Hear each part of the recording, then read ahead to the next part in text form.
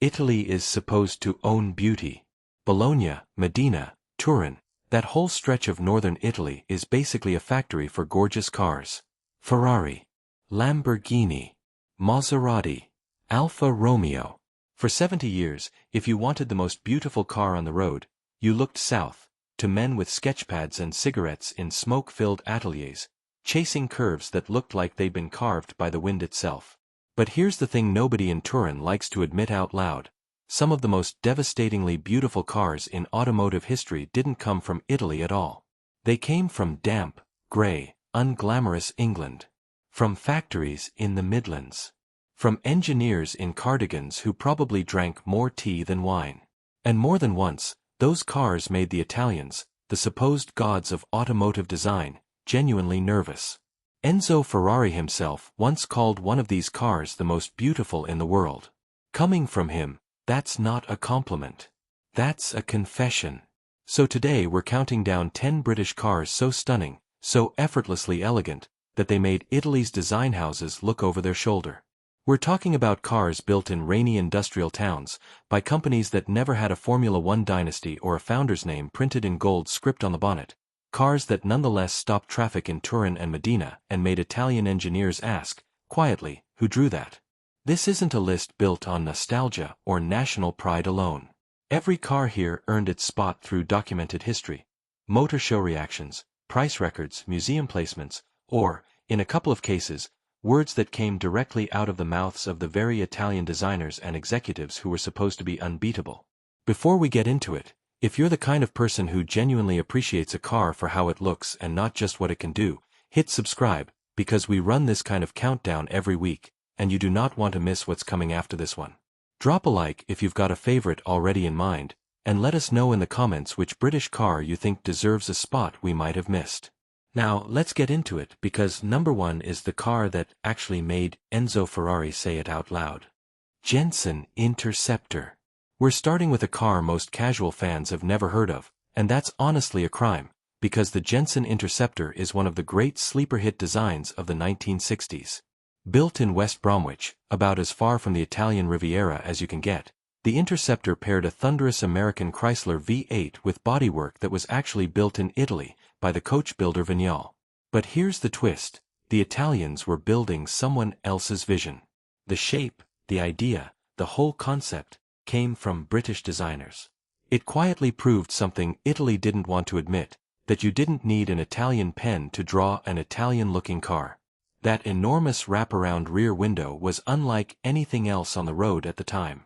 It turned the entire back of the car into a piece of sculpture, a glass dome that made the Interceptor look like it was gliding rather than driving. Ferrari and Maserati were building Grand Tours with long, flowing curves.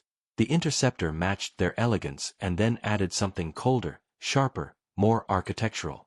It looked like a car designed by someone who'd studied Italian design closely and then decided, politely, to disagree with it. Road testers of the era kept circling back to the same word, sophisticated.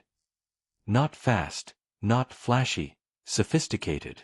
That's a very British compliment, and a very Italian nightmare, because sophistication was supposed to be their department. What made the Interceptor especially interesting is how well it aged. Most performance cars from the late 1960s look distinctly like a product of their decade the second you see them. Flared arches, loud stripes, an obvious eagerness to be noticed. The Interceptor never begged for attention. It simply sat there, low and wide and quietly enormous, letting that glass tailgate do all the talking. Owners at the time described it less like a sports car and more like a piece of rolling furniture, in the best possible sense. Equally at home arriving at the opera as it was thundering down a motorway. That dual identity, brutish American power wrapped in restrained, British commissioned Italian coachwork, is a combination nobody else on the market was even attempting. Triumph Stag. Now, before you scroll away, yes, the Triumph Stag had its problems. That V8 engine had a well-earned reputation for overheating, and British Leyland's build quality in the 1970s was, let's say, inconsistent. But we're not here to talk about reliability. We're here to talk about beauty, and on that front, the Stag has almost nothing to apologize for. Designed by the Italian Giovanni Michelotti. Yes, an actual Italian designed this one, the Stag proved something interesting. Sometimes the most Italian-looking cars weren't made in Italy at all, they were made by Italians working for the British. Michelotti built a roll bar directly into the design rather than bolting one on as an afterthought, which was almost unheard of at the time. Most convertibles of the era looked naked and vulnerable without their roofs. The Stag looked complete, intentional, finished, roof on or off. That integrated T-bar roll hoop became the car's signature, and it's the reason the Stag still turns heads at classic car shows 50 years later. It gave the car a silhouette that was distinctly its own, something no Italian manufacturer had quite done at that scale for a mainstream Grand Tourer. The irony here is delicious. Triumph essentially imported Italian genius, wrapped it around British engineering, and produced something that looked like it belonged in Medina. It's proof that beauty doesn't respect borders, but it's also a reminder that Britain knew exactly who to call when it needed a car that could compete on pure elegance. Michelotti, incidentally, wasn't some hired gun brought in for a single job. He'd already shaped several other Triumphs before the Stag, and his relationship with the British firm ran deep enough that some historians consider him almost an unofficial member of Triumph's design department. That's worth sitting with for a second. One of Italy's most in-demand stylists, a man whose portfolio also touched Ferrari, BMW, and Maserati projects, chose to spend a meaningful chunk of his career making British cars beautiful.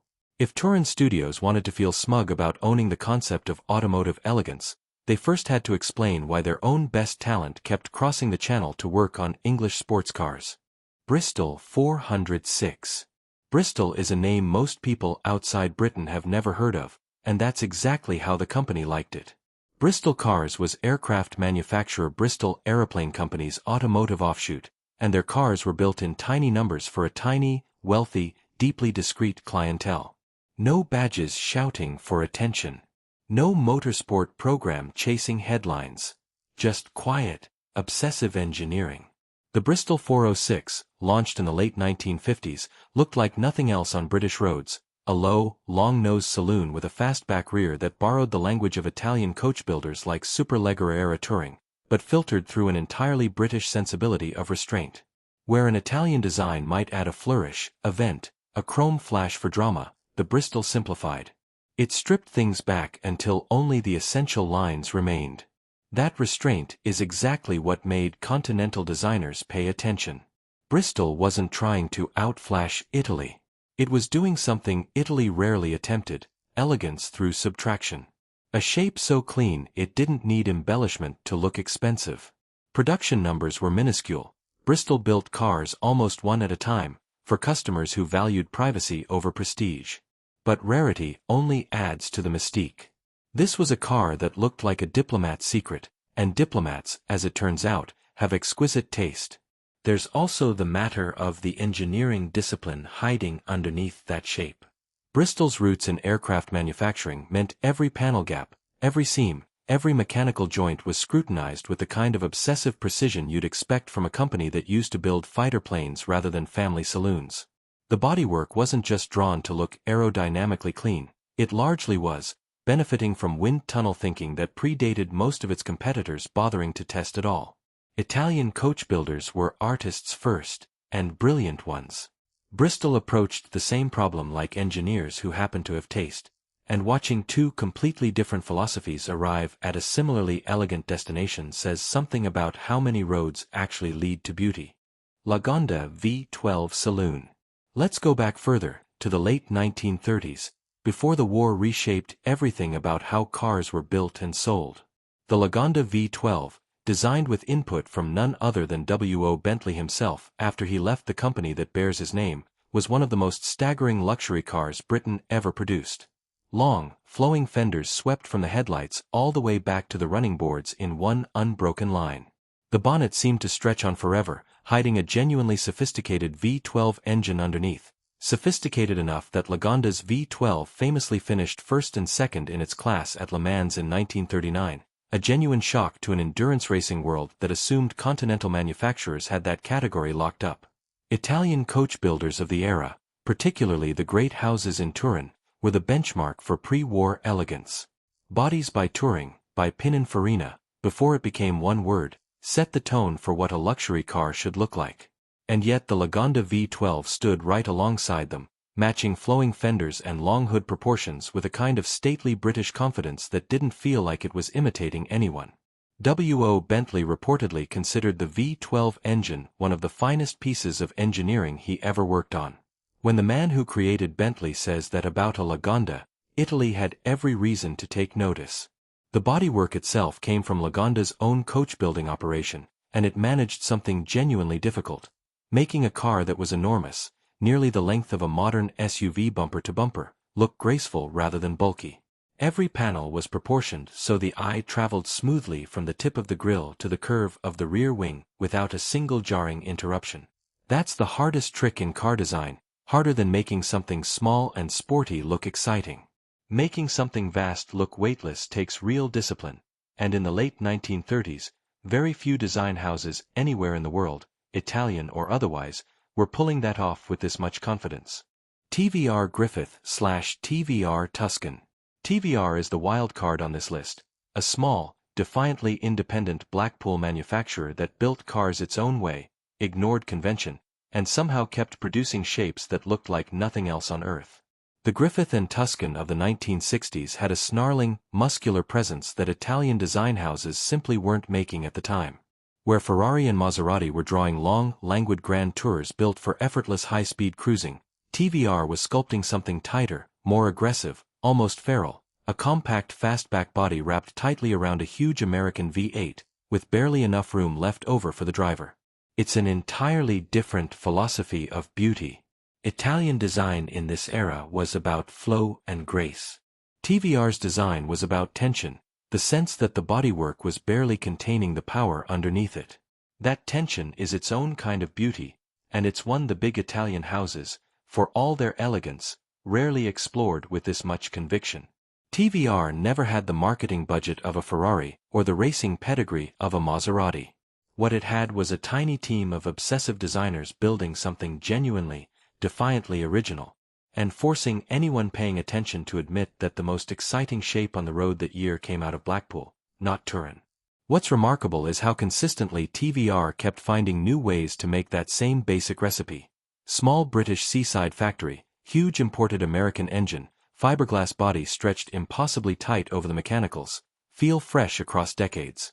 Where an Italian manufacturer might spend years refining a single design language, TVR seemed to reinvent its shape every generation, chasing an increasingly extreme, increasingly sculptural silhouette that owed nothing to anyone else's rulebook.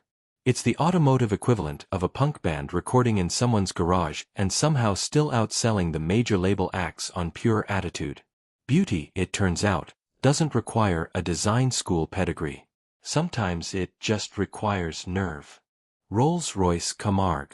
This one is going to surprise a few people, because the Camargue gets a mixed reputation among classic car fans today. But let's talk about why it belongs on this list, and why, at the time, it caused a genuine stir in Italy. The Camargue was designed by Pininfarina. Yes, Pininfarina, the legendary Italian design house responsible for some of Ferrari's most iconic shapes.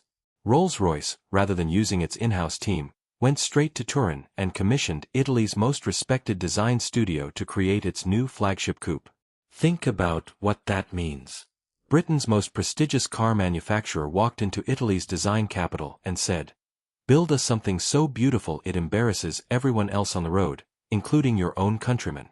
Pininfarina delivered a slab-sided, monumentally confident design that broke from Rolls-Royce's traditionally upright, formal look in favor of something lower, wider, and unapologetically modern for 1975. It became, at the time of its launch, the most expensive production car in the world. And the fact that it took Italy's finest design house to create it doesn't diminish this entry. It proves the opposite point. British money, British engineering, and Italian design combined to build something no single country could have produced alone, and the result made every other luxury coupe of the era look instantly dated.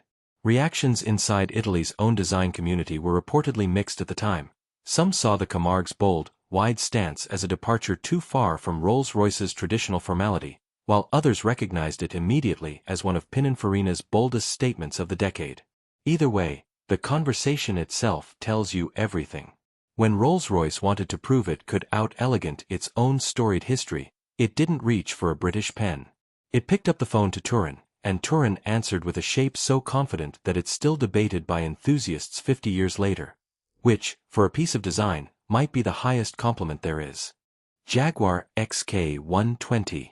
Before there was an E-Type, there was the car that made Jaguar's reputation for beauty in the first place. The XK120, launched in 1948 to an audience that genuinely did not believe what they were looking at. Jaguar built the XK120 as essentially a rolling advertisement for its new XK engine, and legend has it the bodywork was designed almost as an afterthought, sketched out quickly by chief engineer William Lyons himself. If that story is even half true, it makes the result even more remarkable. Flowing fenders, a low, sweeping bonnet, and a teardrop tail that looked like it had been shaped by a wind tunnel decades before wind tunnels were standard practice. At its 1948 London Motor Show debut, the XK120 caused a genuine sensation. Crowds swarmed the stand. Jaguar had expected to build a few hundred. Demand forced them into full aluminum, then steel, production almost immediately. It briefly held the title of the fastest production car in the world. But it was the shape that made people stop walking. Italian design in the immediate post-war years was still finding its footing, rebuilding studios and talent after the devastation of the war. Britain's Jaguar, working with a fraction of the pedigree of Turin's great houses, produced a shape so instinctively right that it's still cited today as one of the most beautiful cars ever built. Full stop, no qualifiers, no, for a British car. Part of what makes the XK120 story so satisfying is the sheer speed of it.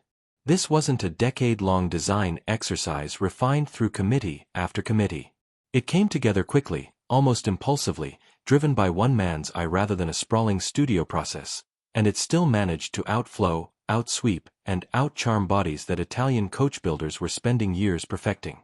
There's a lesson buried in that timeline. Sometimes the most enduring shapes aren't the most labored-over ones. Sometimes they're the ones drawn fast, by someone who simply knew, instinctively, what looked right. Aston Martin DB5 GT Zagato. Here's where things get delightfully complicated, because this entry is, on paper, half Italian.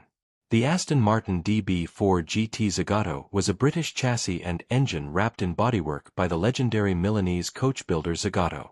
So why does this count as a British car making Italy jealous? Because only 19 were ever built, and to this day, collectors and historians consider it one of the single greatest fusions of British muscle and Italian styling ever created. And crucially, it was Aston Martin's vision, Aston Martin's engineering, and Aston Martin's racing ambition that brought Zagato to the table in the first place. Britain didn't borrow Italian beauty. Britain commissioned it, specifically and deliberately, to beat Ferrari. The result was lighter, more aggressive, and more purposeful than the standard DB5 GT, a double-bubble roofline, a shortened wheelbase, aluminum panels shaved down to the absolute minimum. It was built with one explicit goal, to go racing against Ferrari's 250 GT and win.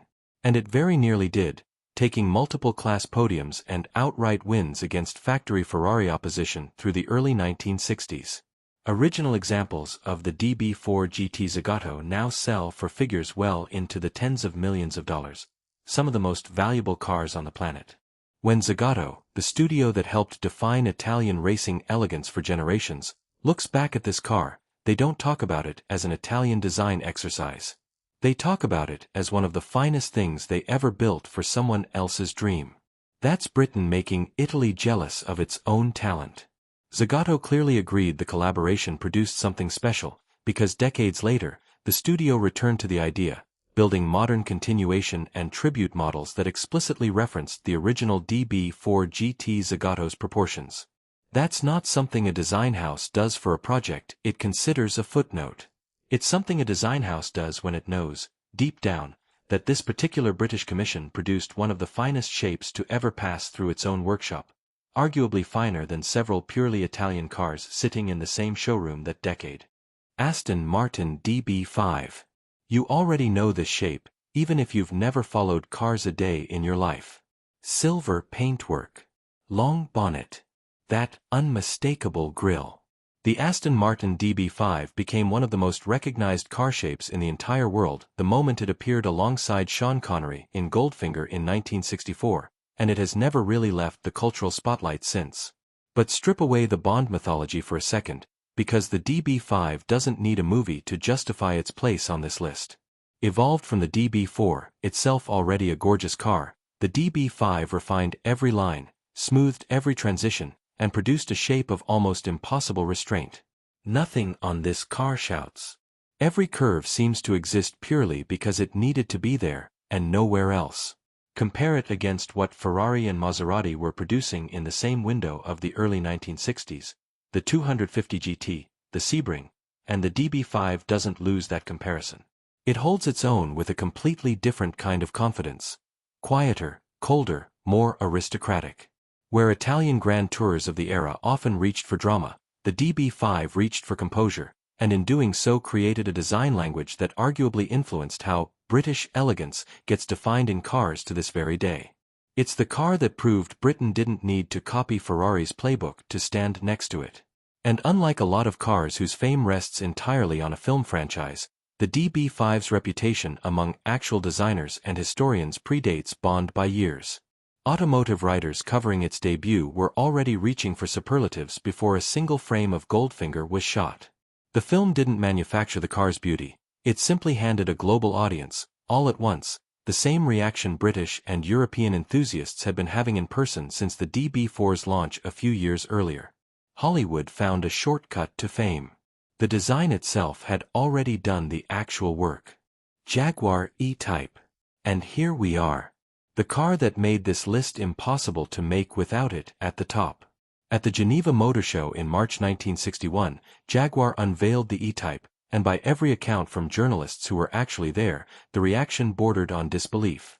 Demand was so overwhelming on day one that Jaguar had to fly a second demonstration car overnight from Coventry to Geneva just to satisfy the crowds trying to see it in person. And then came the moment that put this car permanently into automotive legend. Enzo Ferrari, a man who did not hand out compliments to rival manufacturers, a man whose entire company was built on the premise that nobody built more beautiful cars than his, reportedly called the E-Type the most beautiful car ever made. Think about what that actually means. This wasn't a British journalist with a bit of national pride talking up a hometown hero. This was the founder of Ferrari, the single most influential figure in post-war automotive design, looking at a car built in the English Midlands and effectively conceding the point. Whether or not he used those exact words in that exact moment has been debated by historians for decades, but the sentiment stuck for one simple reason. It felt true the moment people saw the car, and it still feels true today. The E-Type's design, credited largely to aerodynamicist Malcolm Sayer, a man who approached car bodies more like aircraft fuselages than traditional coachwork, produced a shape built on mathematical curves rather than artistic guesswork.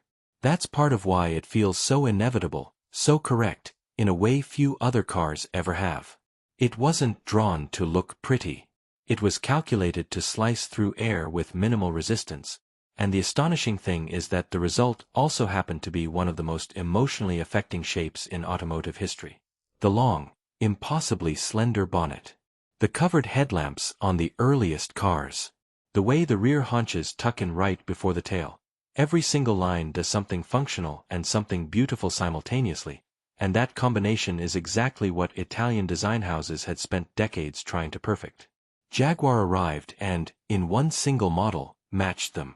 The E-Type went on to become one of the best-selling and most celebrated sports cars in history, produced across 3 series for over a decade, and it remains, today, in museums, in private collections, in the permanent collection of New York's Museum of Modern Art as an example of design excellence outside of fine art altogether. Not many cars earn a place in an art museum. The E-Type didn't just earn it, it was one of the first automobiles ever to receive that honor. So when we say the Italians were jealous, we're not exaggerating for effect. The most famous, most influential Italian car manufacturer of the entire 20th century looked at a British sports car and, by every credible account, admitted it might be the most beautiful thing on 4 wheels. That's not a British opinion. That's an Italian confession. And it's worth remembering just how unlikely that confession really was. Ferrari, by 1961, had already built the 250 GT series, cars that today sell for tens of millions of dollars specifically because of how beautiful they are. Ferrari had Pininfarina on speed dial. Ferrari had a decade-plus head start in post-war grand touring design, a Formula One program generating headlines every other weekend, and a founder whose entire public persona was built on the idea that nobody, anywhere, built a more desirable car. For that man to look across the English Channel and effectively tip his hat to a car built by a company with none of those advantages, that's not a small moment in automotive history. That's one of the biggest compliments one carmaker has ever paid another, delivered, almost certainly, through gritted teeth. 10 cars. 10 completely different approaches to beauty, from Bristol's quiet subtraction to TVR's snarling tension, from Aston Martin's aristocratic restraint to Jaguar's mathematical perfection. And through every single one of them runs the same quiet thread. Britain never needed to copy Italy's formula for beautiful cars. It built its own, and more than once, it built something even Italy had to admire. If there's a car on this list you think deserves a higher spot, or one we missed entirely, drop it in the comments. And if you want to see the 10 Italian cars that returned the favor and made Britain jealous right back, subscribe and turn on notifications, because that list is coming, and it might be even harder to narrow down to 10. Thanks for watching. We'll see you in the next one.